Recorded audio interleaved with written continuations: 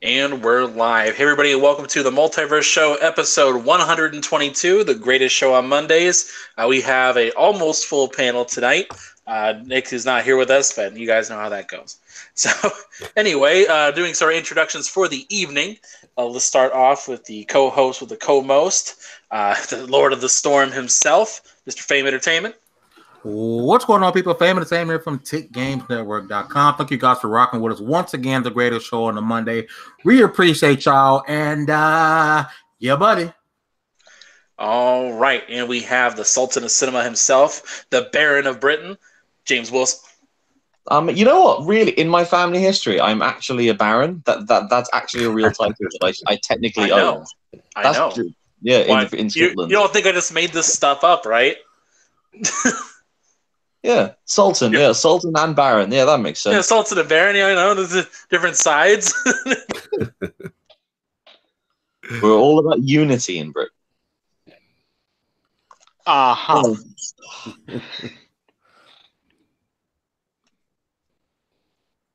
Hello. Well, Anchor's dead. Well, Anchor fell out. Oh, we lost Ivan.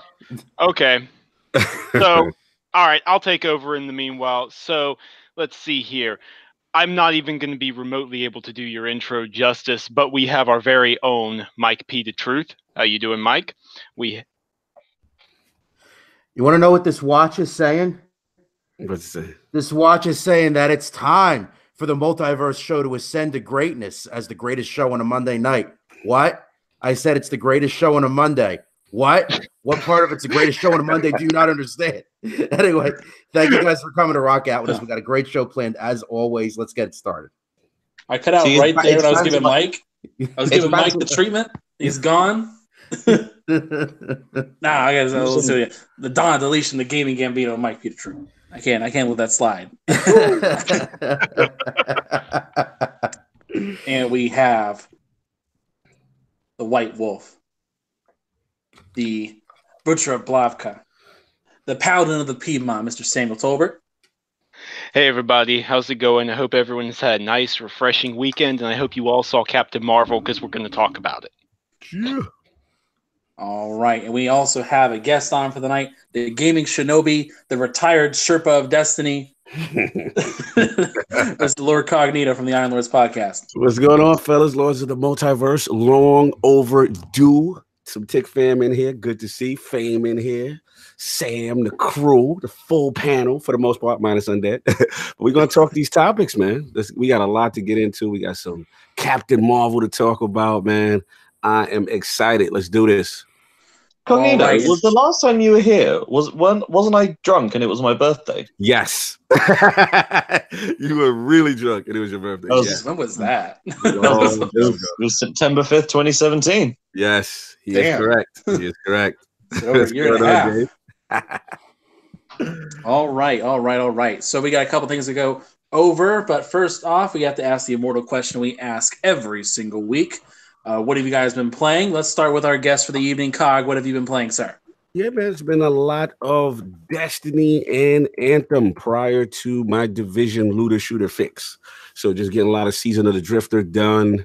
Obviously tonight is Division. I'm very much looking forward to it. It's kind of weird because Anchor, like I was you were the Division hater. Yeah, like I've become the advocate for Division 2. It's so crazy. And like so many people like that either on the fence about it or like just like pro Anthem, kind of like very hesitant. But to me, I'm like super excited. They've answered all the questions I want them to answer as far as end game and just content in general. So I like the both betas, the open and the public. So I'm getting ready for that tonight. And you realize you are talking to the OG Dark Zone killers. Fame Entertainment and myself. Facts. We started, first baby. Kills in the Dark Zone. The first kills in the Dark Zone ever recorded. I was scared of y'all, right? Because what I heard with the old division, like all you guys that were leveling up super strong, now they got the occupied Dark Zone for you guys. So you guys can go out there, rob people, do what y'all do. I'll be in the other Dark Zone where it's balanced. And it goes according to your gift. What happened was, like, me and Anchor got into the game well before any type of we were talking alphas. We were talking years alphas. prior to the release, and we got in it, right? So when the developers like, hey, y'all go inside the dark zone, or whatever, me and Anchor immediately just started killing everybody. Now, they start screaming. We walked in the front door. I ain't even Anchor guys killing everybody. No doubt. It was hilarious. That's funny, man. I love that they have that balance, though. It's like really cool. So you got, again, for the people who want to go super gear set, balls to the wall with that, you got that option. And then for the people who just want to kind of fair, even playing field, you got that option. So I like to address that.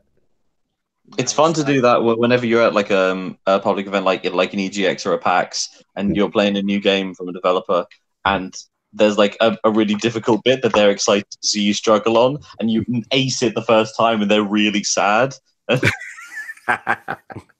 Didn't Attic do that? Like E3, there was a game. What was it? Damn, I saw the video. There was a video of it. Like, you just aced that part. Like, what was it? Was it? Yeah, it was something that goes from last year. I forgot what it was. Okay, man, that boy plays so many damn games. I can't keep up with him. All right, so up next, Fame. What have you been playing, sir? You've been gone for a little bit. What's going on? Well, I haven't been able to play much because I just bought a house. So I'm kind of like all over the place right now. But when I do get a chance to play, I've been playing some NBA Live 19. Shout out to my man Kid Smooth. NBA Live is not that bad. And NBA Live, not that bad. You know, it's all about the fours or the freelancers, man. You know, I'm all about that anthem life. No, Storm gang. Oh, Storm gang, fact. Storm gang, that's my Storm's the best one. Mm-hmm. Yep. But between those, that's pretty much it, man. I've been doing this whole house thing, but other than that, I've been playing those two games. All right, not bad. What about you, Mike? What you been playing? Mostly lighter gaming over the past week, honestly. Like a lot of multiplayer stuff, like a little bit of Apex Legends, a little bit of Battlefield 5. Those have kind of been the main two things. I have played a little bit more of Metro Exodus, and like, my God, that game is just so good. That game is so good. Like, that is definitely, that's going to be another one that I think is going to be in our contenders for Game of the Year for sure. Oh, totally. Heck yeah. Oh, heck yeah, Mike. It's darn good. 4A knows what they're about. All right, not bad. Are you guys can hear me okay? Yes, yeah, sir. we can still hear you. Oh, is it better at all? No, it's not good. We can't hear you, Anchor. I see how it is. No, I'm trying out something different here. I actually unplugged my mic, but I still have the headset portion of it, and I'm going through the Samsung mic. So, all right, I'm figuring this out slowly but surely. All right, guys. So, yeah, all right. What's up, James? You been playing anything, or you been just too busy working on the theater life? I have actually been playing it. I've been playing a few games because my flatmate came into my room the other day and said, "Hey, have you heard of this game Titanfall?" I went, "Well, no, I've never heard of that goat game." Yeah. So I went out and I downloaded my copy of it. I also just looked on the PlayStation Store. You know, it's currently £4. Titanfall 2. Really? Yeah. Which is like $5-6, which is they're just giving that game away. I know, that game away. It's unbelievable because of how good it is. You think they'd keep it full price because of how good Apex is doing? Well, the thing was that game they were pulling it down. they were lowering that price pretty quickly. So I've been playing some FPS campaign games with him because he really liked Titanfall. So luckily, Modern Warfare just got remastered and it put on PS Plus. So he never played through COD 4. So you gotta play through COD 4. Yeah, you gotta do that at least once. Yeah, proper new games. Well, we were talking to Sam on the pre-show. We'll probably go into more detail when one of the other guys play it, or maybe later. The Occupation, which is a new indie game from White Paper Games, a Manchester-based game developer, team of like 7 people. I met them at EGX not last year, the year before, and this really, really interesting real-time investigative journalism game set in a 1980s Britain. Just a really fun and unique kind of game and game experience. The Occupation, right? The Occupation, yeah. Yes, it looks good. It's really, really good. And the whole thing is you have a bunch of meetings that you have to go to find out about a thing called the Union Act, which is I don't want to go into details about what it actually is because it's a major plot point. but you have an hour between all of these meetings. So you have exactly an hour in real time to find out as much about the person that you're about to interview. So you can like catch them off guard. But you've got to sneak around government buildings. So of course, which you're not allowed to do as a journalist. And it's genuine stress and intrigue and like stealth that have real consequences that you can just fail entire games. I wasn't allowed to interview somebody because I got caught too many times in a restricted section. Wow. So I completely messed up my ending of that run through. It's a really brilliant game that I haven't finished yet. I'm about an hour left of it. But I cannot wait. It's all I think about when I'm at work. I'm just thinking about what I'm going to do when I get back to play this game. Ooh, that you know a game's got you good when you're thinking about it when you're not playing it. Oh, dude, I haven't had a game like that in a while now, where it's just like you can't stop thinking about it. Like that's all you can think of. Like the last game that was for me was what? Maybe Fallout 4. Yeah, I doubt that this is couldn't going do anything but think about it. By the end, I hope that this catches a wave. It seems to have a really good buzz about it right now, and I hope that stays because this is one to really check out. This isn't like the emotional experience game that I have one big indie game that I harp on about for a whole year that changes my life emotionally. It was Edith Finch before, and then what everybody's gone to the Rapture. This isn't that game. This is just a brilliant game. So yeah, The Occupation is what I've been playing. And I've been watching loads of films. Captain Marvel came out. We'll talk about it later. Yeah, we're going to talk about that in a little bit. Mike, what you been playing? Oh, you want to know what I'm playing twice? Oh, yeah, we did? Or I forgot we did. I thought we did Fame. I'm sorry, my bad. You're making up for what you forgot me last week. All right. So, why don't you tell us what you've been playing? Oh, did Sam go? No. You're trying to make me skip Sam now. Jeez. Again. Last time you were under NDA, you couldn't say what you were playing. Fair. All right, what you playing this week, Sam? Devil May Cry 5. Woo. It's absurd. It's glorious. Go play it. It is the perfect turn your brain off and laugh at the sheer absurdity of this, because sometimes you have an itch that needs to be scratched, and it can only be scratched by having some guy pick up twin chainsaw motorcycles and smack demons around with it. It is glorious. It is beautiful. It actually takes some inspiration from DMC Devil May Cry by Ninja Theory, but it mixes it with the gameplay from Devil May Cry 4 and the older more arcadey titles, and it works really, really well. The art direction, the RE engine is a work of brilliance. It's going to go down as one of this generation's most defining technical achievements. It's incredible. Dope. That's cool. And it's set in definitely not London. Yeah, it is definitely not London. Oh, you mean like Pokemon? Yeah, exactly. Definitely. Oh, we didn't even talk about how happy I am that a Pokemon game set in England. In Britain even. Yeah. No, have you seen all the memes of like really, really Scottish Pokemon? Yes, I have. I actually had a meme I meant to send you earlier. I'm sure that you guys won't understand half of those references, but for me, they're so funny. My favorite meme was the new Pokemon, Oider, Whatsaw, and Disden. And it was all the policeman Pokemon. I was dying. I was like, really? Anyway, so moving on to topics of discussion. So first up on the docket, let's talk about this Captain Marvel. So we're going to do this a little differently. We haven't really done like a film deep dive like this in a while. We have 3 people on the panel who have seen the movie. I was not able to. I'm still kind of sick, and I got sick last night, so I couldn't go see it. Plan was to go see it on Sunday. I just couldn't do it. But Sam has seen it. James, of course, has seen it. And we got Cognito here who has seen the movie. So this first portion you are listening to right now is our spoiler-free chat.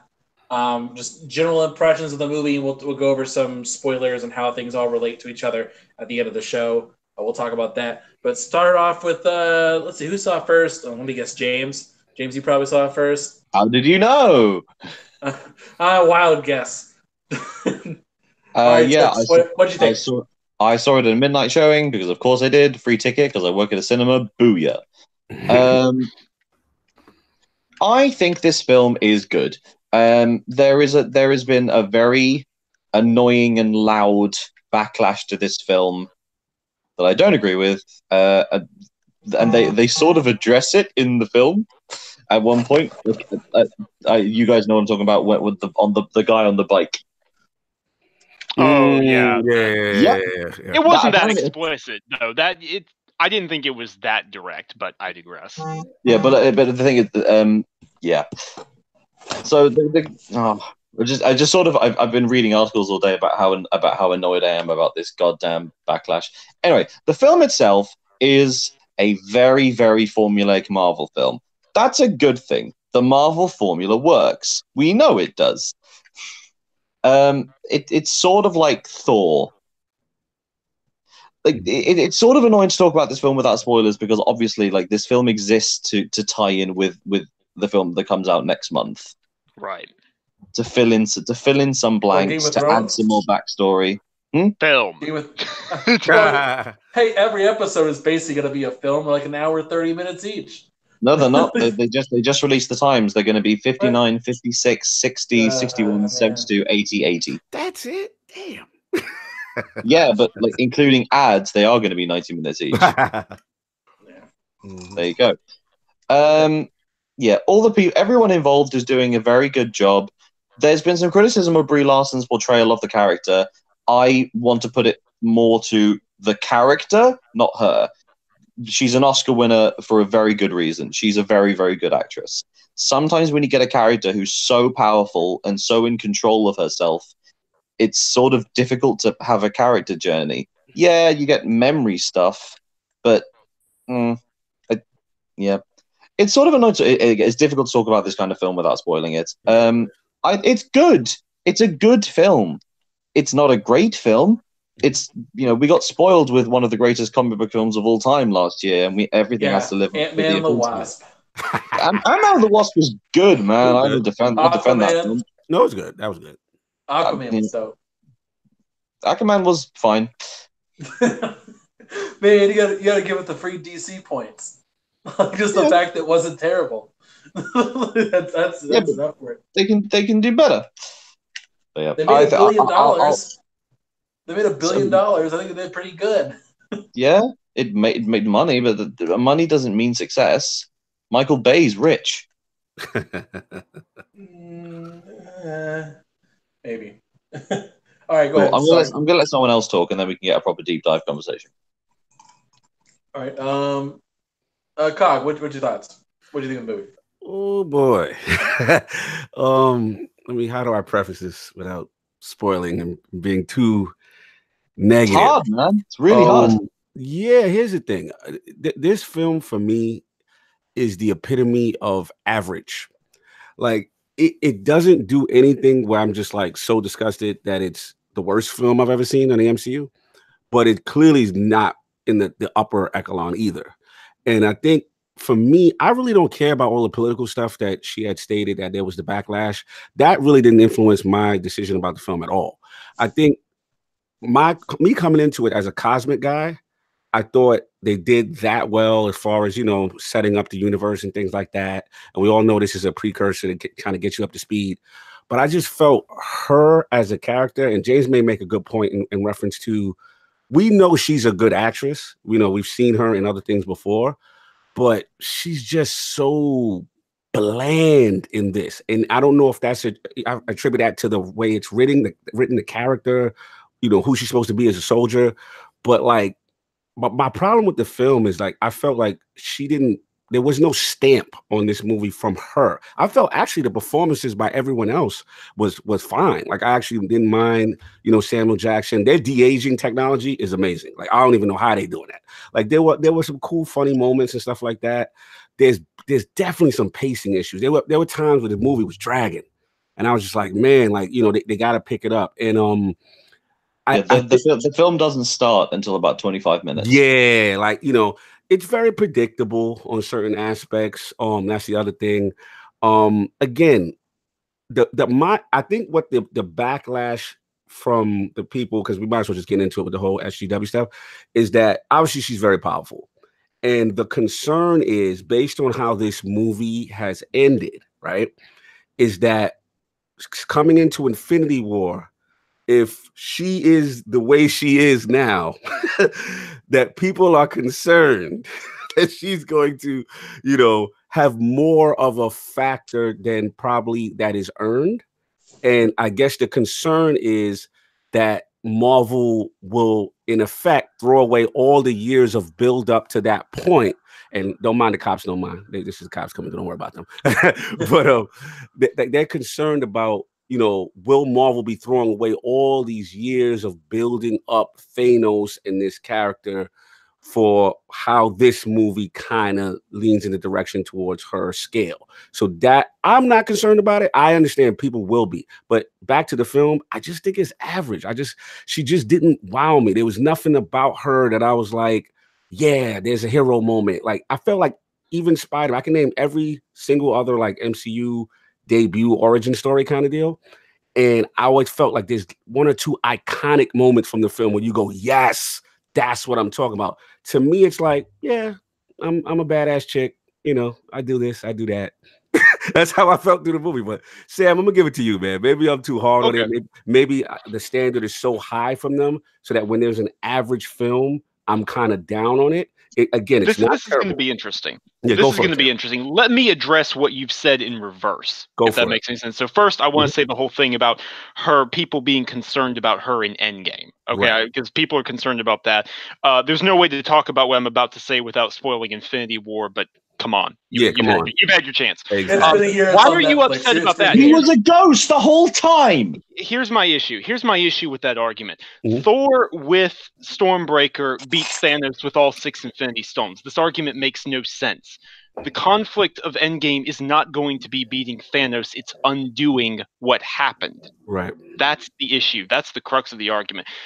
I saw her at the end of it, and I actually turned to my mom, and I was like, yeah, between Thor and Captain Marvel, Thanos is done for. And, haha.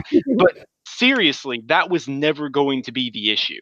I don't believe that for 1 second, and I don't believe that after how masterfully the Russos handled Civil War leading into Avengers Infinity War, building on, the events of Thor Ragnarok, I don't believe they're suddenly going to lose their touch and completely fail with Endgame. I don't see that. No, I know you don't. I'm just saying to address the issues you brought up, I don't see how that's an issue. Right. That's what the consensus fear from other people who just watching this. They're like, oh, she's just going to show up and slap Thanos and it's going to be over.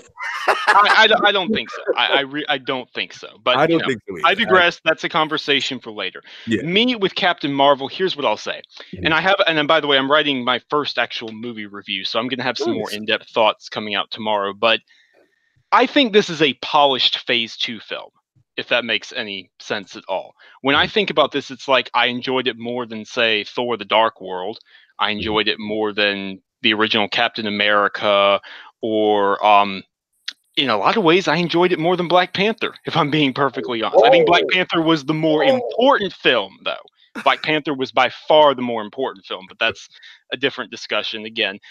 See, here's the thing. You said that you didn't get any real iconic moments from her. None. The moment that she won me over was when she's on the Skrull ship and there's a big fight going on, and one of them yells at her and she just yells back, and I just got the dumbest grin on my face. I was like, yeah, okay, that's Captain Marvel. I got you.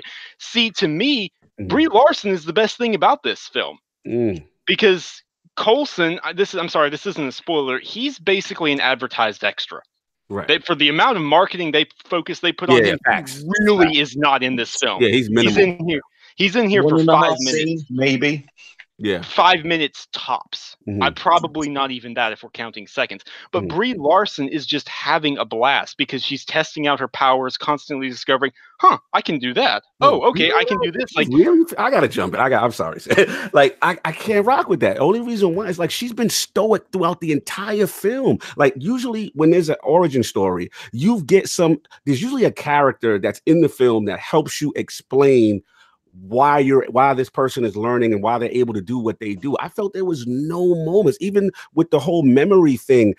She just didn't sell me that she's learning these things on the fly and that she's becoming something. It just felt like, okay, I'm badass from the beginning. Yeah, I got somewhat tricked. Right. And the best flip was the Kree and the Skrull. That was the best flip. But other than that, like, she just did not. There was no moments for me where I was just like, yeah. And even the 90s references, like, yeah, the blockbuster stuff was cool. And the music, some of that felt like they was trying to cash in off the Guardians thing. Like Guardians, I felt did that so well. You hating on our childhood now? No. Guardians. You've been catered to for all these years. I like the soundtrack. I like the grunge. Can't you just let us 90s babies eat? 90s is my wave. I'm annoyed that she wore a Nine Inch Nails shirt and no Nine Inch Nails song was actually in the soundtrack. And secondly, no one here has talked about the actual MVP of the film, which is Goose the cat. Yes. Well, I was gonna get to that. My bad. No. It's okay. It's okay. It's interesting to me. I would like to put you think the worst thing, Cog. You think the worst thing is Brie Larson. You think the best thing is Brie Larson. Everybody else. I want to deposit. The best thing is Ben Mendelsohn as Talos. Yes, he is the heart of that film. Yes, in so many ways. I felt everybody else outacted her.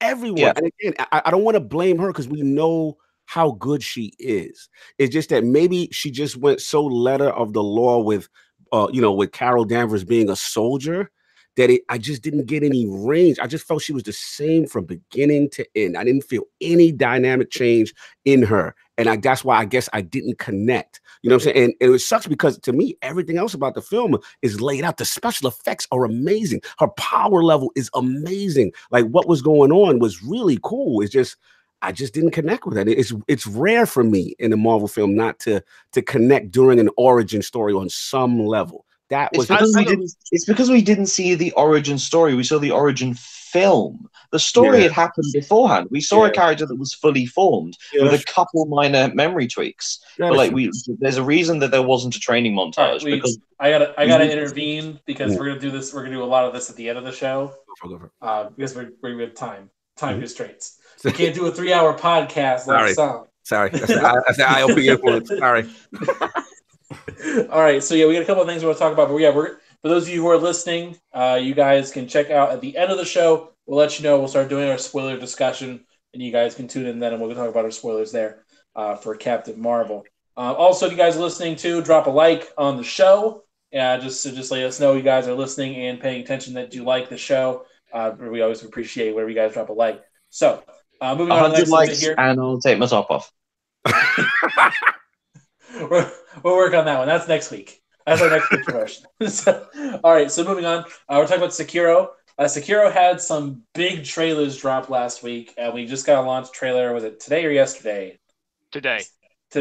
We just got a launch trailer for Sekiro, and oh my god, dude. Like, yesterday on Iron Lords, when I was on there with Mike and Nick, it was... like, I was already kind of like 50-50 hyped. Like, no, I'll play it. I'm not gonna be happy about it. But I watched that launch trailer and I'm like, damn, I gotta play this. Where was my invite to that podcast? You got it, man. Busy, Everybody got it. Just waiting for people to show up. It was in the chat. And I definitely responded saying, "Yeah, I can come. When is it? Give me the link." Oh, hey, I'm blaming Hank. I gave full invitation for everyone on the Multiverse, man. We had to do that. Anyway, let me just quickly say, I'm deliberately media blackout for this game because I want to go in knowing as little as I can. So that is my position. Please carry on. Please don't give too much away. Oh no, there's not like too much to give away, but it's really. Like the trailer looked like, it's like, wow, this actually has like a fleshed out story with actual voice acting. Yeah. So, and not just nameless hunter, nameless knight, nameless person. Like just it's an actual story. Wait, but does that mean I can't do like background homework for like a month to understand the story? I don't know. That's my favorite thing about Bloodborne. If I answer that question, it'll be spoiling, wouldn't it? Oh yeah. But yeah, dude, I'm like really low key excited for this thing. It's getting me excited. I'm actually looking forward to this. This is the first first From Software game I've actually given a crap about. Like really, I've had like no interest. Like I tried Dark Souls 2 and Bloodborne, but I was like, doesn't matter to me. Dark Souls 2, the bad one. I know, but it was the only one that was on super sale, and I was like, I'll throw it out in my pocket. So let me try that out. So I wasn't feeling it. But anyway, so I wanted to ask kind of the panel here to get your impressions about Sekiro. It's going to be dropping on the 22nd, so that'll be next Friday. Not this week, but next week. So I kind of want to get you guys' impressions on this. Let's start with Mike. You've been kind of quiet for a bit. What do you think about Sekiro? I mean, I'm kind of like with James. I saw the launch trail. Launch trail looks dope. I want to go into this as blind as I possibly can. I'm definitely hyped for this game. I got it pre-ordered. Kind of like what we were talking about on Iron Lords yesterday. I feel like I'm getting a vibe from this game where it's taken the best parts of Tenchu Stealth Assassins, Bloodborne, and I'm getting really, really strong Ninja Gaiden vibes from this game too. Yes. It's taken all of that and combining it together. The combat looks amazing. The visuals and the art style is there. The enemies are there. I think it's going to be a fantastic game. I'm hyped for it. Nice. Have fun. Fame, you got interest in this? That's a no for me, sir. I am all the way good. Damn, Fame, what happened? Any game that's even the bit Souls-like, I am good. I feel you. And normally I'll be with you. You didn't like any any type of the ninja aspect to it, like the little flip on it, or that didn't even get you either. Nah, it didn't get me. Like I'm out on anything that's. Here's my thing. It's the Souls quote unquote combat system I don't like. I feel you. I don't like those combat in games. Those throw me off. I don't like for my character supposed to be this ultimate warrior, swing 3 times and be tired. Like, it makes much sense to me. Like you're the ultimate warrior and you can't swing more than 3 times without being tired. Like, no, thank you. I'm good. But you're not the ultimate warrior yet. Even when he gets to that level, he gotta swing 3 times and roll. And you hit 4 times, you die. Like, no, thank you. Like, I'm good on that. Nah, I get the feeling, Fame. The only thing that has sold me on this, the stealth. Yes. Like, dude, like the fact that it's like, okay, you could actually stealth a dude and take him out, where like normally you'd be doing that for like maybe a 2-minute encounter. Say no, 5 seconds. Let me drop down from the roof, like knock this dude out, like sneak up from behind him, actually make it so it encourages you to do stealth. Like this is the easiest way to kill people, and it takes a while. You got stealth mechanics to work with. That has got me interested. Whereas I'm actually going to play this game. Honestly, I'm surprised to see this game on Xbox. Yes. Yeah. It's not the type of game you normally see on Xbox. Facts.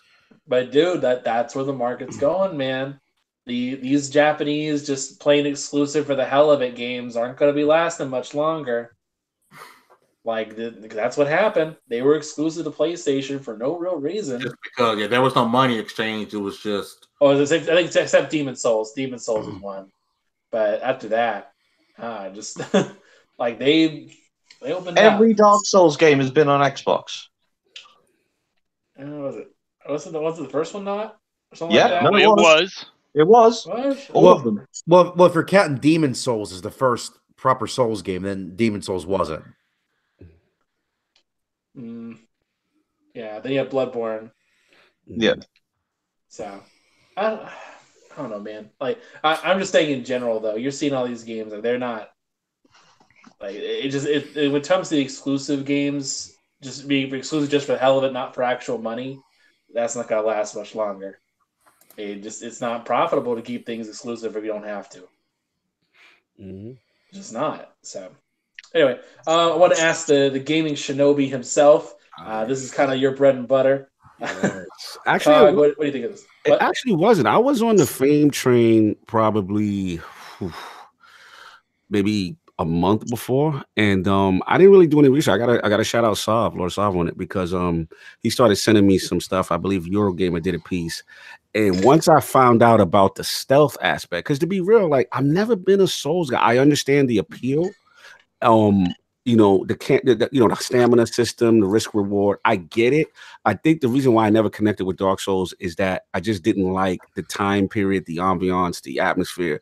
That kind of thing didn't do anything for me. Now you throw ninjas and stealth and grappling hooks and letting me, traverse around the map really quick and come down, do stealth kills in a Tenchu style, like Mike said. Like now I'm interested, man. And feudal Japan, that whole time period. I mean, the same way, Ghost of Tsushima is gonna have me. Like those are the atmospheres I live for. So yeah, this is definitely cop and probably be my first day one From Software game, which is kind of embarrassing, but yeah, man, I'm hyped. I'm hyped for it, man. I'm definitely looking forward to it. I saw that trailer today. Super pumped. Day one cop. Dope. Also, while we're talking about From Software, happy 4th birthday, Bloodborne, this month. Yes. Yeah.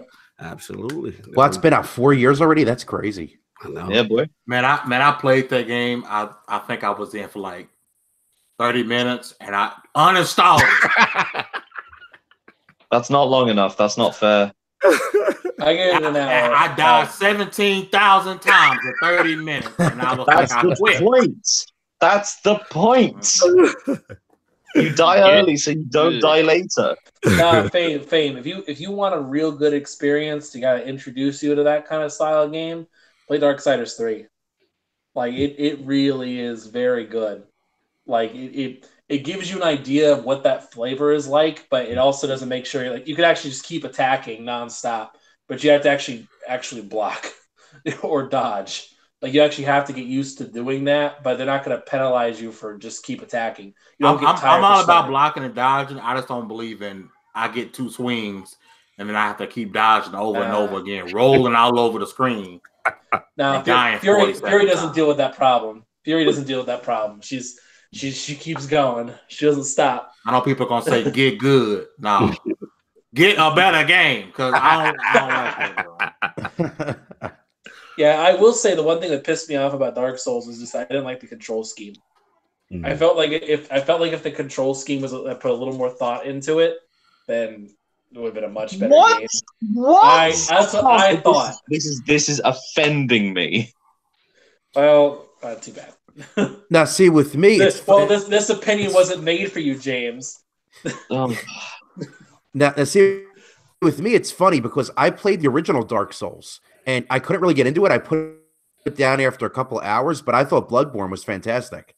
Yeah, because the thing about Dark Souls, the problem with Dark Souls, and I get it, I don't really like the Dark Souls 2 and bits of Dark Souls 3 because you're constantly on the defensive. You're waiting someone to attack so you can parry them.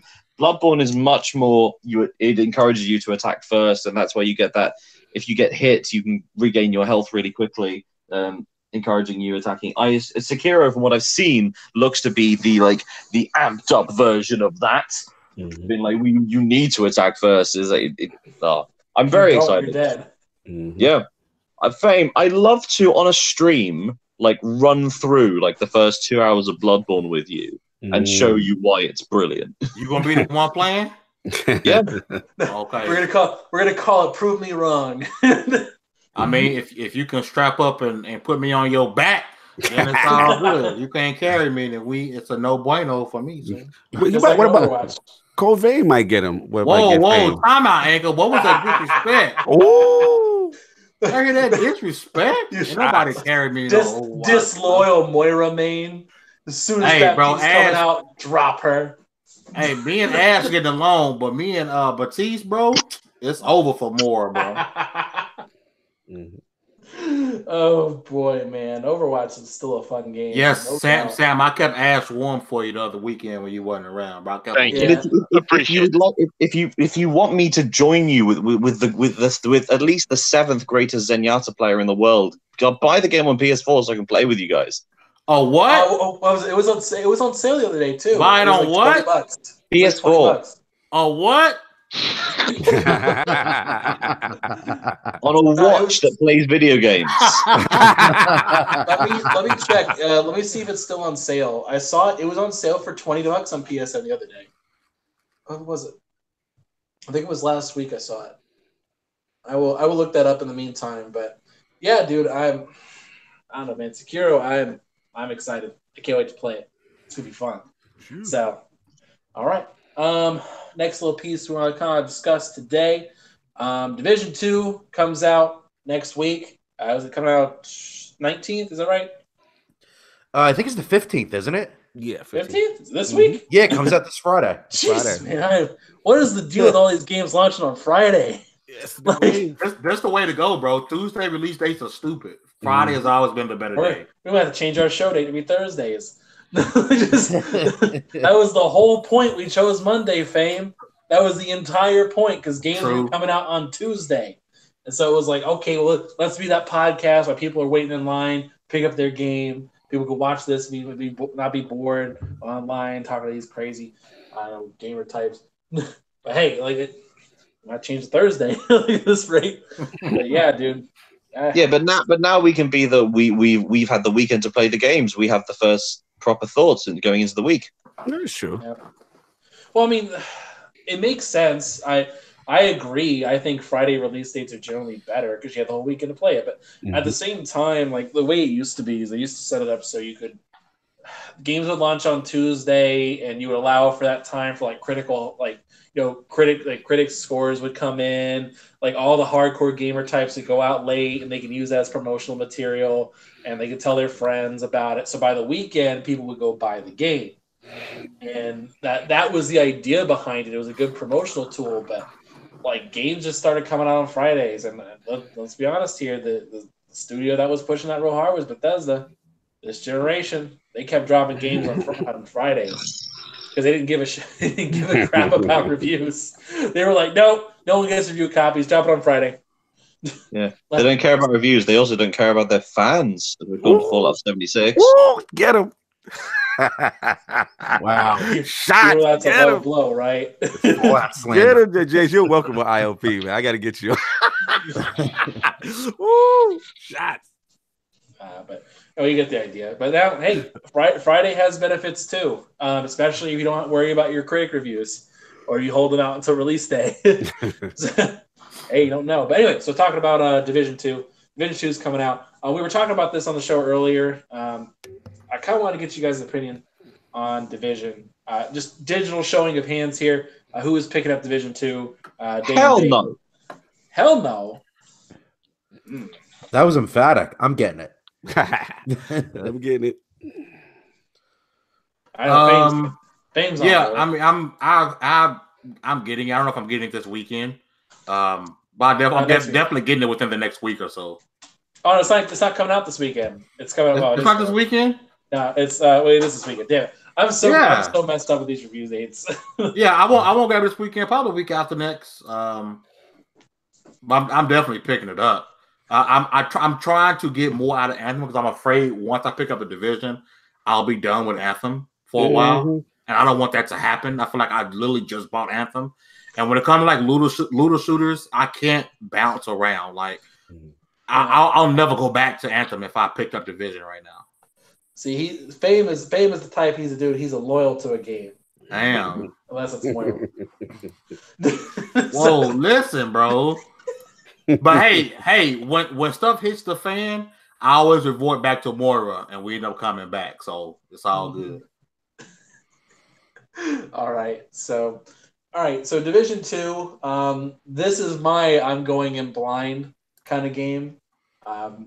He's like, Fame, when we were playing in the alpha for Division 1, I really enjoyed it, but I kind of regret doing it because it made me burn out on the game faster. Yeah. That was the one downside. It made me burn out on the game faster, but it really is a fun game. And so I'm looking forward to the Division 2, but I did not play the beta. I did not do any demos. I'm going in blind. I need me a game share partner, man. These games are coming out too quick. I need to go ahead and just game share, man. This is getting ridiculous. Yeah, this time of year is crazy. It was supposed to be Anchor, but he cheated on me with Mike. Woo! Remember Anchor? Supposed to be me and you. The truth comes out. I blink, and all of a sudden the game sharing with Mike. I'm like, oh, okay. He done went over Fame, that's because you're just the side piece. Wow. You so disrespectful, bro. Dang. You know what they say, fame is temporary. Wow. You're not gonna Wow. compliment me, bro. Shucks. Wow. I'm done. This is my last episode. Cognito comes on, everybody starts going in on Fame. All right, oh, we got another black guy in the podcast. So let's get rid of the old black guy. Right? Don't worry, Fame. I got you, man. We got you on ILP, baby. We got you. Don't worry about it. Doing me dirty. Oh man. So I want to ask Sam, what's your thoughts on Division 2, dude? Are you jumping on board? Yes, no. You don't ask me about Sekiro, but you ask me about Division 2. You are in we rare form tonight. We knew what you were going to say about Sekiro. We already knew what you were going to say. It's everyone who knows me knows me. Like, I'm probably not touching the Division 2 unless I get roped into the review and Nick needs help with that. That's the only way I'm touching it. Other than that, nah. I got great games to play. We know you'll play Sekiro. Yeah. We do. Every time someone says roped, I think of the episode of Rick and Morty. He said, he rolled me into this. Well, he rolled me into this. That was the best episode. I will say this though. This has less to do with my personal thoughts on the Division or the gunplay or what blah blah blah. I will say this: out of all these looter shooters on the market, I think Ubisoft has by far been the only one to actually learn their lessons and get things right from the get-go. At least that's the way it appears. Looking at their roadmap, looking at the content included at launch, it seems like they have a very good plan for how they're handling. They had to go through a rough patch on the Division 1 because I'm not gonna lie, that game it turned me off. So they had to fail. Like I wouldn't give them that much of a blanket. I mean, they did a lot wrong with Division 1. Not until the end of the Division 1's quote unquote life cycle. That's when it actually got people really, really into the game. People coming back, and that's why the Division 2 has so much goodwill because of the way Division 1 quote unquote ended was on great momentum. That's why I got hope for people like BioWare and Anthem. You have to, and even Destiny for that sake. It started out bad. You gotta let them screw up before they get looter shooters right. Destiny 1. Well, sorry, Destiny 2 learned from the mistakes of Destiny 1. The problem was they forgot what they did right about Destiny 1 too. Yes. Yeah, correct. Very short-term memory. By contrast, it looks like Ubisoft has not forgotten what they had to do. Yeah. I think and that's what I'm saying. Mm-hmm. I think your analysis is correct, Sam. Like as on a whole, Ubisoft learned their lesson. When they fail, they come back hard. Then they make you tired of it. What was it? Was it Assassin's Creed 1 came out? People were like, it's not okay. Assassin's Creed 2 comes out, did everything better than Assassin's Creed 1, ran that into the ground. And it's like, all right, well, let's do Assassin's Creed 4. We're gonna make period pieces and do this kind of style from now on. And then they ran that into the ground. It's like, all right, we learned our lesson. Here's Assassin's Creed Origins. They'll run that in the ground 2 years from now. So it's that's how Ubisoft rolls. They learn their lesson, and then they make you tired of it, and then you got to learn a new lesson. I mean, it's better than just being wrong all the time. True. But hey, it is definitely an interesting position. So, anyone else for Division 2? I know. Well, let's talk about. I know COG hasn't talked about it really just yet because for those of you that don't know, COG was the biggest hater of Division. Yeah, because you gave it the kiss of death. Once you give something the kiss of death and call it a destiny killer, that's what happens. Now they've learned their lesson. All jokes aside, I'm all in, man. They really doing a fantastic job. Literally all my main issues, like the time to kill on regular enemies, so that you kind of more immersed, because I felt like before Division 1, the guys with the hoodies coming at you and shooting them 5,000 times, it just didn't feel realistic. Whereas, they're based in realism, and Destiny and Anthem are kind of like space magic and javelins and stuff like that. So I like that. They actually have like the higher, like spongy bosses. It's more mechanic based. They actually wear armor now, so it feels more believable. every aspect of the game that I had an issue with as far as end game, strongholds. They have an 8-player raid. I mean, clans. I mean, every single aspect. They look like they are built for the long haul. And you got the faction system, with the different enemy types. And one thing that's really cool that I like is that once you beat the campaign is very long from my understanding. There's a lot of meat to it. That once you beat it, then it gets to a new faction appears and takes over the map. And it's like this whole control bit. So it's going to be lit, man. I think the raid's in some type of DC airport kind of a bit. They look like they're supporting the content throughout year one for free. And I think they are like Frame said, towards the end of Division 1, when everybody kind of bailed on it with all the issues, that's when it actually got better. They added survival modes. They added a whole bunch of gear sets. And this is true and like RPG mechanics. This is min-maxing. This is gear sets. If you want to get to the minutia of building your character, and the thing I think that even Destiny and Anthem got to worry about is, besides the campaign, besides the raid, they still got Dark Zone and they got dedicated PvP. So you're going to have all these very different things to keep playing the game. Whereas Anthem, we know it's PvE only, and Destiny right now, they're in a transitionary stage. Activision's gone. They've got to prove on their own after this annual pass, and the annual pass is okay, but it's more drip feed content until September. So I think Division's coming, y'all. I've been telling people, I think Massive has been on it. And as long as they don't botch the launch, as long as it's not like cataclysmic bugs, they will be in position to dominate, because they dominate as much as I hate it. And I remember we used to have those arguments, right? And we used to see Division was on that #1 games played. I remember it did really good. Like, the first month, it was like dominated. It took a while before the fall and people started to see stuff. But is that Twitch or Steam? We were using based on the game store. Back then, you could actually look at it in semi-real time.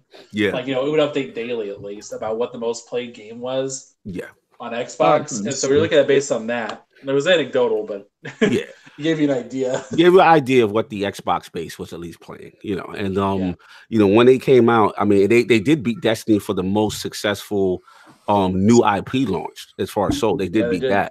So they're coming, man. We're going to see. We'll see how they handle it. But I'm super excited, man. Tonight I will be that pre-order special deluxe edition with the extra cheese, extra sauce. I guess I'll be wanting to buy me a physical copy since I don't have a game share partner. Oh!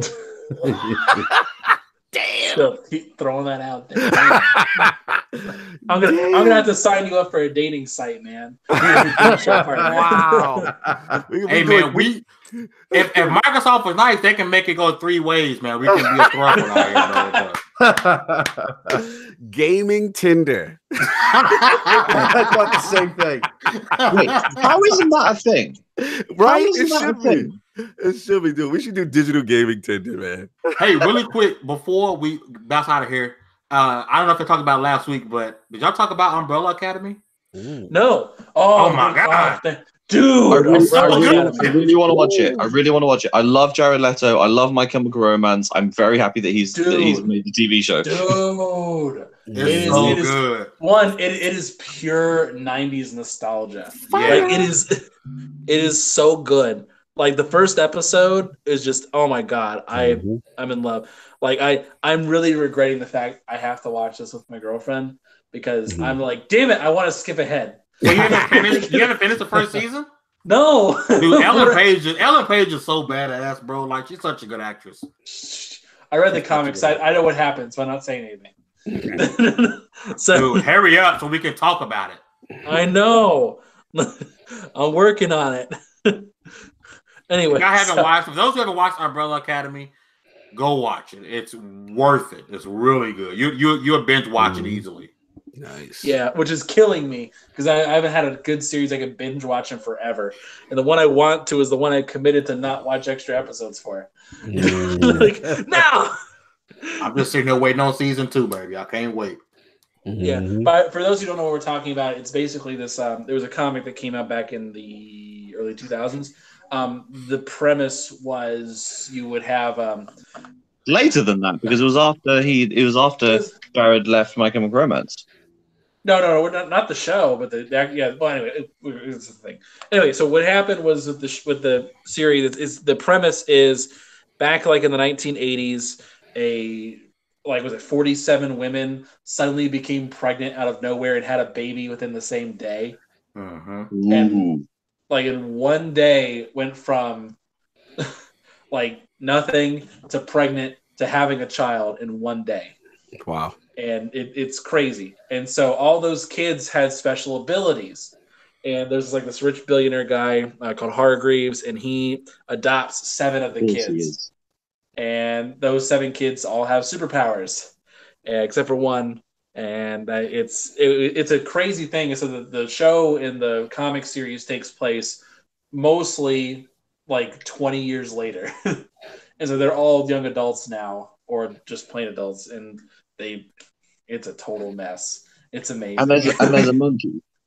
Yeah, there's a monkey. Yeah, there's a monkey named Pogo, and it's a very cool series. If for those of you who are trying to look for something that could compare to it, think something similar like a cross between League of Extraordinary Gentlemen, at least in terms of general vibe. But then like maybe X-Men. I've heard Legion a lot. I didn't get to see Legion to compare it, so I don't know. But I'm talking about the series in general, I'm not talking about just the show. But it's a very good show. It's very good. Even if you don't like superheroes, it's really good. Yep. Like enough so, like if Umbrella Academy required Luke Cage to be canceled, I would have said okay. Like of course it goes after Luke Cage, right? What? Huh? I hear what you said. Luke Cage is bad. No, I love Luke Cage season 2. But anyway, that's the gist of it though. Anyway, so anyone else seen Umbrella Academy yet? Not yet. Nope, not yet. Go watch it. You have to. You would not regret it. I'm on it. Oh, very quickly about just quintessential British television right now. Anyone seen Fleabag? No, I haven't. Oh, Fleabag is just England. It's London personified into a 6-episode TV series. Oh yeah? I can't recommend it enough. I think it's available on Amazon Prime and Netflix in America. It is Phoebe Waller-Bridge who wrote and created it, who also created Killing Eve, if you've seen that. And she also was L3 in Solo: A Star Wars Story, the droid. Oh, I know what that is. Yes, it's her. And she plays the titular Fleabag, who's just like a sex addict and like just a sort of a horrible person, but like she's talking to the camera, but she's talking to you, the person, about her life. It's really funny, really quite twisted in a really just very English way. Gotta check it out. Yeah. All right, so we're gonna wrap up the show in general. For those of you who have been standing by, this is the point. If you do not want spoilers for Captain Marvel, now is the time to leave. I'm out. Yeah. Peace. All right, that goes to everybody, even on the show. Yep. Everybody who's just watching, this is the time to go. Yep, I'm out too. Peace. I have been spoiled, so I'm fine. So we're going to have a good time. We're going to talk some spoilers. So briefly, I'm going to give everyone just a second to log out for those who are going to log out. All right. So, all right. I think we're clear. If you guys are still watching, you have been led astray into the spoiler zone. So, briefly, I wanted to ask this question earlier. So, in the MCU, there's only a handful of movies that will actually bring up the cosmic sphere. Guardians is generally that series, and Thor does a little bit of it, but it's largely the Guardians thing. But this is the first. And Doctor Strange. Doctor Strange. Not cosmic too much. Well, Mystic and Cosmic are kind of two separate veins. Yeah. It straight up said, hey, don't walk around there with an Infinity Stone. Yeah, I know what you're talking about. But anyway, so the question I want to ask to Cog, who's kind of like the resident the cosmic dude. Yes, sir. What's the deal? How does this change the cosmic scale for that? Actually, that I felt was the strength of it. I mean, you know, as a cosmic universe fanboy, I always worry about how it's portrayed because there's a lot of abstract terms, just races, as people that the common folk don't know. And then I felt was like the success of Guardians. Like Guardians was so dope because it gave you these relative unknown characters, this ragtag, and made it into this like Star Wars lovable, feel good, fun kind of a deal. And I thought they got the ambiance down. I love the Kree. I mean, I think they did that well. I'm a big Supreme Intelligence fan. I wanted to see how that was portrayed at first. They actually give the Supreme Intelligence? I don't want to go too deep because I don't want to spoil it for you, but I will say that I was satisfied in the way it was handled. Because obviously what the Supreme Intelligence is, so I want to see the fact that they mentioned it. There is going to be some issue with a certain Marvel. I don't have a problem with it. I know. Yeah, okay. I didn't want to spoil that either, but it's some chick. Right. I didn't want to have a problem. I didn't have a problem with it, but again, I can understand if you grew up with something a certain way and you see it a different way, how you can get emotional. So again, I have no issue with it. And the main flip is, what we kind of discussed earlier was the scroll. And it's interesting. It's interesting. I thought it was a cool flip as them as a sympathetic figure and, looking for a homeworld. The only thing, and I think me and you, Anchor, talked about it prior, was that how do we now get Super Skrull? How do we now get, Skrull invasion? Does that even happen now? Because, the way they flipped this whole history on us. So those are my questions. But as far as the way the cosmic universe was presented, I thought it was cool. Again, the special effects were dope. I actually had no issue with it, especially the Kree. I thought they were set up fairly well. But what do you guys think? Well, the thing is, I think just going straight on from the Skrull point, the Skrulls would have to be a sympathetic character because, to our knowledge, as audiences who haven't read, I've never read a single Marvel comic other than the Civil War. When someone said Kree, I'm like, what's the Kree? I remember the Kree they mentioned before, and then they brought up Ronan. I'm like, oh, aren't the Kree the bad guys? Like, that is what I have been led to believe if I've only watched the MCU. Right. Well, in the comics, the Kree and the Skrull are kind of equally bad. Yes. Yes. Like they hate each other, but they're equally bad. Yes. Okay. Correct. But just saying, as a person who hasn't had that prior knowledge, that was what was brought up to me, which meant that the reveal of who the actual villain of the film is wasn't a twist. To me, it was like, oh, it's him. Right, because you remember him, Ronan from Guardians. I see where you're coming from. No. I don't mean Ronan. Oh, who you mean? Well, Anchor hasn't seen it. I know. The Jude Law. Oh, I know who you mean. Yes. I know who you mean. Yes. Yeah. It's that person. It's that person who, in retrospect, is really obviously the bad guy. Right. I see what you're saying. The Supreme Intelligence, again, is a concept that was very new to me. I kept thinking it was the Great Intelligence, which is a Doctor Who thing from the 50s. So I'm only guessing the Marvel. Now remind me, Cog. I'm pretty sure the Supreme Intelligence is like the collection of the greatest minds of the Kree in one like unity-based thing. Right. And basically, for all intents and purposes, like a green blob head kind of a deal with all these, tentacles. I knew they weren't going to do that. Like that, I knew. Yeah. So I just was going to say, okay. Let me guess. Digital upload. Yeah, you kind of on it, bro. This is how they function. You kind of on it. I ain't gonna lie. Yeah, man. I mean, but I thought it was done cool. I thought it was done in a way that was believable, and they kind of made it where when you interface, it's the visualization of the person you most respect, or something to that effect. So, correct me if I'm wrong on that, James. The way it was explained was, when you interface, the visual that you see is the person that you love the most or you respect the most, or something like that. I think something is the most important to you. Yes. When you at that specific time, I think that's what it is. Correct. And the whole thing is like Carol. Also, the whole Veers Carol Danvers is I feel like they wanted that to be a reveal, and it wasn't. Yeah. It's like, oh, look at this twist! Like, well, this really obvious thing that we know. Facts. I agree. That wasn't great, but yeah, and the reveal is when she connects to the Great Intelligence, like she doesn't know who that person is. Mm-hmm. Again, setting up as like, oh, this person's important. Mm-hmm. I mean, I like Annette Bening. I think she's great. Mm-hmm. She's been in some great films recently, and she's married to Warren Beatty, who's a weird man.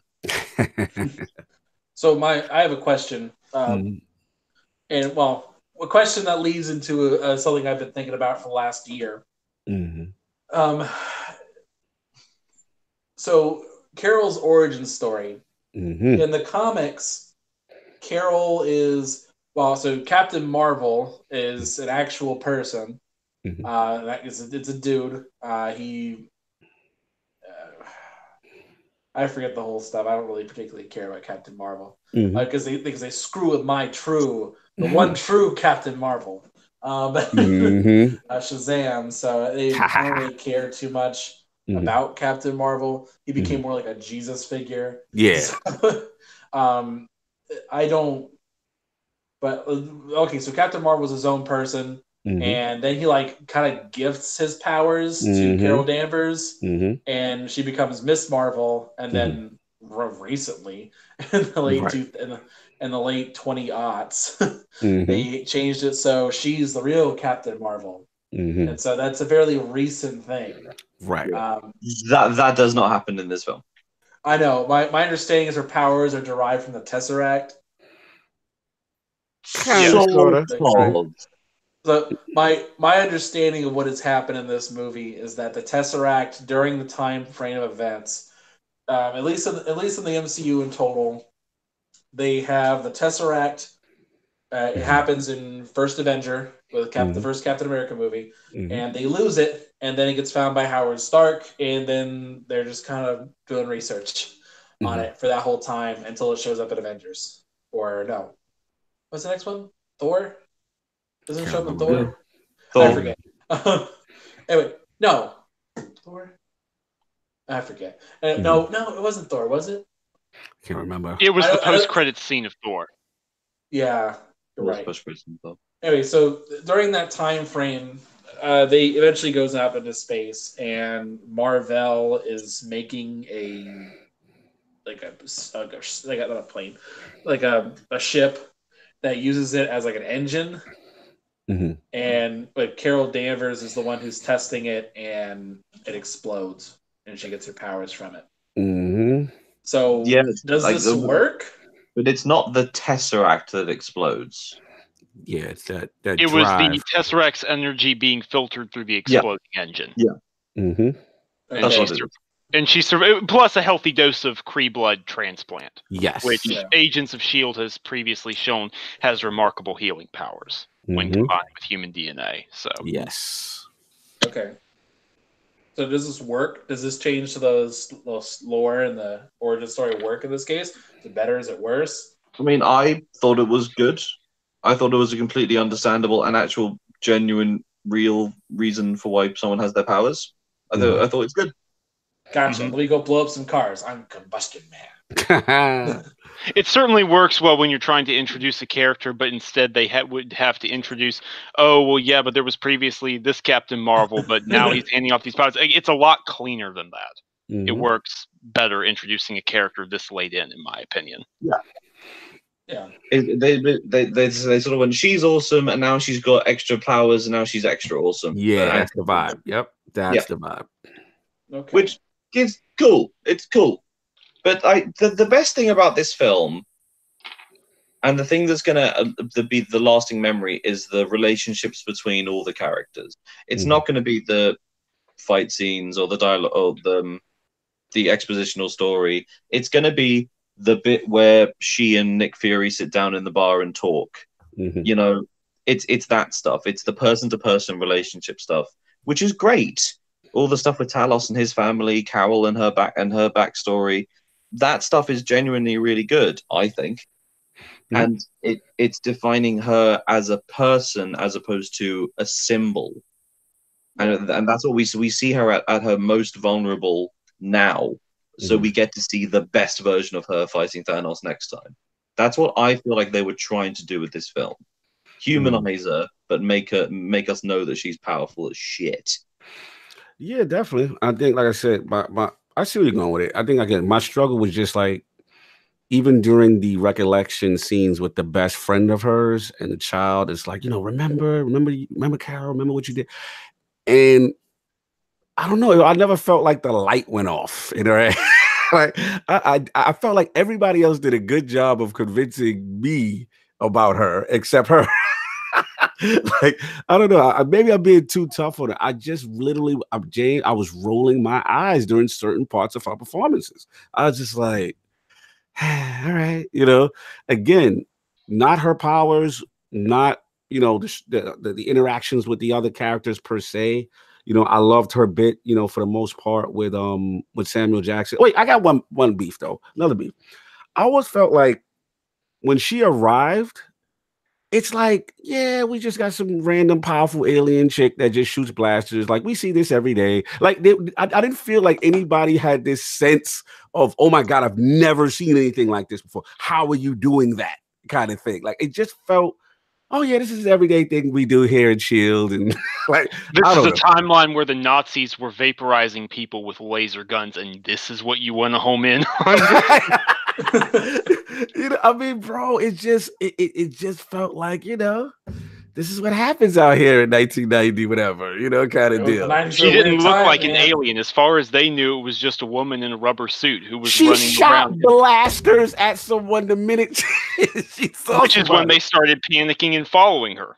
But he was making jokes. Like, it was just like, it was the 90s, man. It was a different time. Bro, it just was That's how you reacted to things. Bro, it just, to me, I was rolling my eyes. I was just like, I mean, even the train scene, she's in there, she's, beating up the grandma, and everybody's just looking at her like, oh my God. Now, they did grab her. They did try to grab her, because at first I'm like, are we just going to allow, this violence to happen, even though you don't know that this old woman she's beating up with the scroll? York. It was different. Bro, I'm struggling with the believability on certain things. It just was very eye rolling to me, like with certain things. You know what I'm saying? But maybe it's just me. Maybe I'm just way too hard on it because of the level that Marvel has set. But her performance to me was stoic, flat throughout the entire film. I didn't get any range. I didn't feel a lot of it was believable. I felt like they were making it, go with the script that they had, but it's serviceable. That's all I can say. It's maybe you need to see it, because we got to talk, man. We got to talk about it when you see it again. I'm willing to come back after you see it, because again, now I'm not the other two. Now, so other people are saying, oh, this is the worst thing they ever. No, I'm not going there. It's a serviceable film. It serves its purpose. It definitely gave you some backstory and sets up, okay, now she's here. Okay, what's going to happen kind of thing, and trust me, the political stuff, that has no bearing on my decision with how I feel about it. I'm going to be hard on it because, we've seen stuff like, the past Infinity Wars, the Civil Wars, the Black Panthers, the, Winter Soldiers. Those are my... those are the litmus tests. Those are the benchmarks for me, like that top 5, that upper echelon. And it's not there. Definitely not there. But it's probably in the middle to the bottom middle, kind of what you guys said with, was it Thor? His ones are kind of at the bottom. The first Captain America didn't really resonate as much with me as, so we'll see. I can't wait for you to see it. Captain America's all character. Yeah, it's boring. It wasn't for me. I understand the purpose. I understand it's necessary to set him up. I get it. It just wasn't for me. You know what I'm saying? And it probably stayed true to everything he was. Now, Winter Soldier, that's for me. That is like spy thriller and action from start to finish. I'm on the edge of my seat. It's espionage. It's all these things going on. And I'm not a Captain America fan. And that's my favorite MCU film. Like, to this day, like, I love. Someone deposited a theory about Civil War, not Civil War. I think Civil War is terrible, but that is a different discussion for a different day. About Winter Soldier. Someone said, would it be better if Hydra wasn't there, but S.H.I.E.L.D. was just evil? Interesting. And when someone said that, I go, like, everything is the same. Nick Fury is still a good guy. Captain America is still fighting, but now he's fighting the corporation that supposedly is the different version of what happened before, but is just different, but just evil. And so that makes that film so much better. Oh, anyway. Other spoiler things before I get to my final point about how this. We should talk about the mid and post credit scenes. Yes. Post credit scene is useless. We'll get out of the way. Mm-hmm. I'm telling people in my cinema to leave before it because it's bull. Frankly, it's Goose being a cat. There you go. But the mid credit, I sort of didn't need it. It's cool. I can understand that. But like, I think enough was Captain Marvel will return in Avengers Endgame. That's enough. But I think people needed to see it though. People needed to just the physical representation, like, oh, okay. Kind of thing. But you're right; it's not necessary. All I would have liked, the best, what I would have done is I would have had her look at the pager, like her eyes widen, and then she flies off in an instant. Right? Yeah. Okay. I would have hated that. That would have been the most stereotypical. Oh my god! I seriously waited for that. Having it fold out the way it was actually kind of took me by surprise because that. I mean, I'm not going to get into this, but I had already been concocting my own theories about how Endgame was going to go, and that was like, okay, time to scrap half of these. Half of them got thrown out. That doesn't work. So I appreciate it because it was like, hey, here's 30 seconds of Endgame. Here's a little teaser to keep you going until April. So I like the way it was done. Yeah, I think for me, it's just one of those things that always like. I'm a sucker for team ups and sucker for just seeing the visual of characters together. And when I seen it, I even though it was very instant, I was okay, all right. You know what I'm saying? I just needed to see that. And yeah, she's there. She's there. So that it was okay for me. But I completely agree. The second one, post credit, that could be in the bushes. That wasn't necessary in my opinion. So what I wanted to get at is like, okay, so how is Endgame gonna work? Because the thing is, like, yes, we were talking about this earlier, where with like killing Thanos doesn't mean anything anymore. Correct. Like it's about undoing what happened. Right. And there's a couple things I've been thinking about. One, there's a definite thing I 100% know is in the movie, like completely. You are aware, and I've talked to this on the show, but I'll talk about COG. The trailer that they did for Endgame, where they show like Scott outside on the camera, like, "Hey guys, let me in." Whatever. Yeah.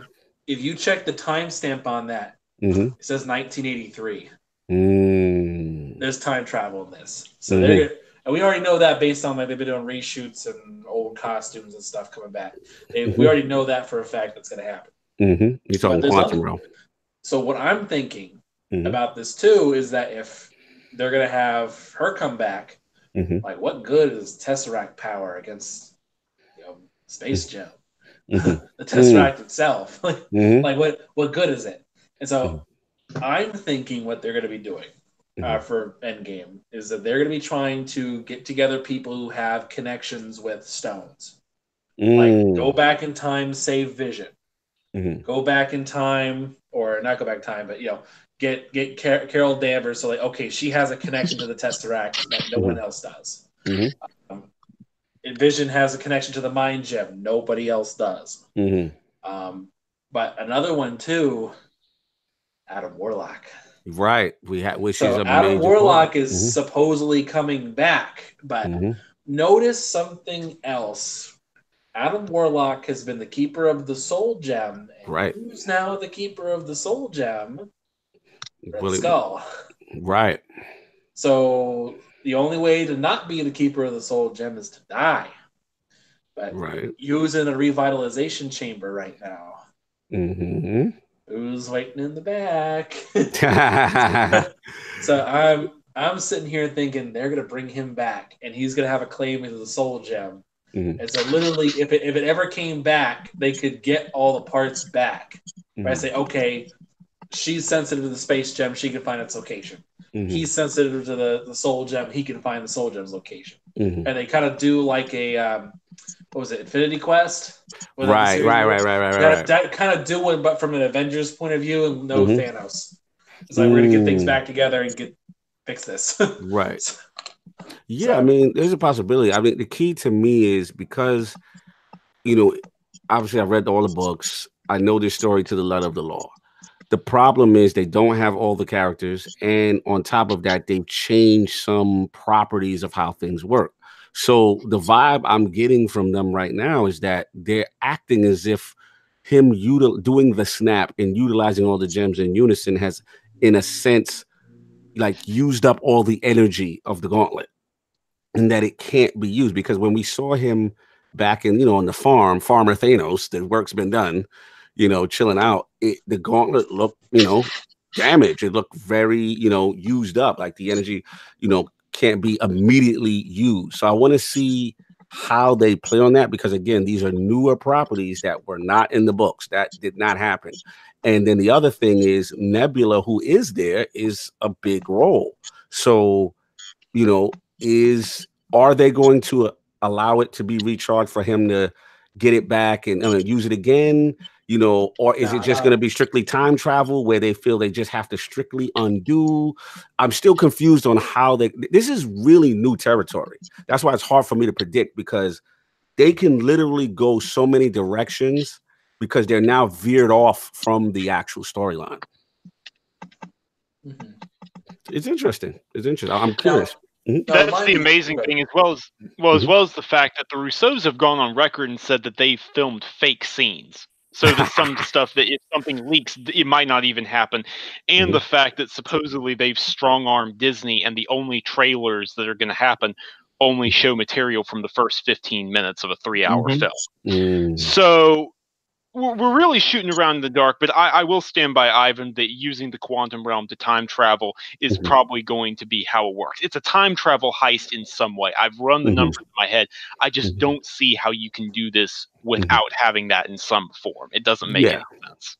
Yeah, I can see that. They're definitely setting that up with Ant-Man and the Wasp. Quantum realm, they're definitely setting that up. Obviously, we have the, with Captain Marvel, with the 90s thing and to where she's at now. And then, she's definitely going to have an important piece.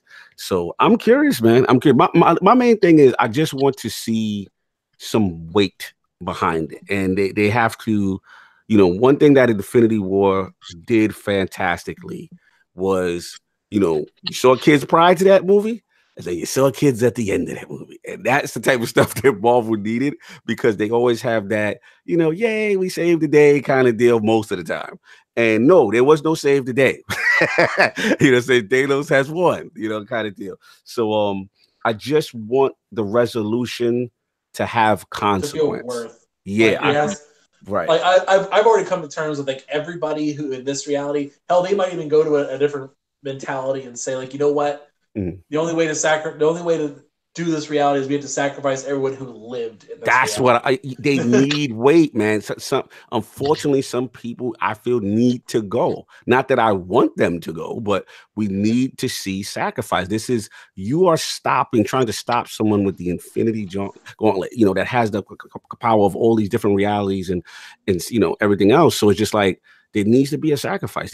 I need to see that. I just can't, show up on the scene, do the time travel thing, revert the process, and then the other thing is I want to see how they handle, is Thanos going to be killed? Like, that's another question, he's such an important character. Do they, get rid of this character? It's a lot of questions that, again, they have to be careful, because again, Infinity War is so good, man. It's so good. And you run the risk of undoing a lot of what you built up. You know what I mean? I hear you, dude. It might even be that Thanos is like not even a factor. Like you just like they're just like, you know what? Like, you're not even gonna fight Thanos again. We're just like, we're going up against cosmic power itself right now. Like we just can't. Like he doesn't even care that I did my job. I'm done. Or maybe even have him in a remorseful role, and like at the end of the movie, the Avengers have sacrificed themselves or whatever, and they are like I can imagine a big statue in Central Park, and everyone's all emotional. It's like the original 6. Oh man, that would bring tears. Then, one last point. Tears. I want to let his sad point too. Is that what I need? What would be the cherry on the sundae? I need, after the resolution, however they do it, I need some hint of a Fox-controlled property. I don't know whether just an X in the background. I need that. I need that bad. Not even that. I just had an idea. Talk to me. So they're doing time travel. Mm-hmm. What if they went back to the 60s and kind of kickstarted the Fantastic Four? Let's go. Let's go. Give me some give me extra something that allows me to believe that these universes are now combined. And I'm like, that will blow the minds of the theater. Like, people will go and shit like, yes, it's happening. Now we're getting ready for the next phase. Like, I think it's got to be Fantastic Four to start it off. It's got to be Fantastic Four to start it off, because that's the only way, first of all, you can truly honor Stan's legacy of, like, we're going to start. This is going to be the new stepping stone for the future. Oh, speaking of which, you have to see Captain Marvel just for the new intro alone for Stan's awesome. Oh, that I teared up at that. Yeah, that was very emotional. They got a tear out of me for that. Same here. That was good. So well done. So well done. But, that's what I imagine they would do, and that would be a really cool way to do it. Mm-hmm. Like, just start with Fantastic Four, and then you say, "Hey, we changed the timeline. Sorry, things happened."